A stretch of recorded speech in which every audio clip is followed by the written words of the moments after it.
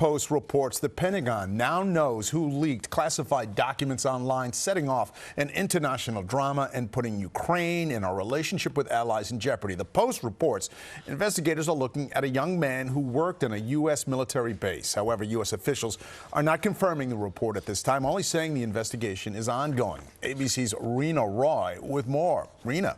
Yeah, David, that's right. The leak has exposed spying on allies, revealed grim prospects for Russia's war with Ukraine, and started diplomatic fires for the U.S. And now the Post is reporting the person responsible may be a man in his 20s who works on a military base and is part of an online Discord group.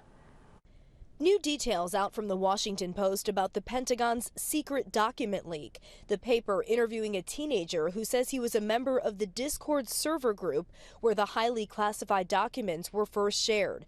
The online group is popular amongst gamers united by their love of guns, military gear, and God. First found out that these were made public. It felt like my heart was beating out of its chest. I could not believe that this was happening. We didn't realize the sheer, just immense nature of these leaks. The anonymous teen spoke to the Post with his mother's permission and asked not to be identified. He tells the paper he knows the identity of the leaker, who he calls OG, but will not give the leaker's name, where he lives, or the military base where he says OG works. He describes OG as a charismatic, gun-loving gamer in his early to mid-20s, saying OG began posting classified information to the group last fall.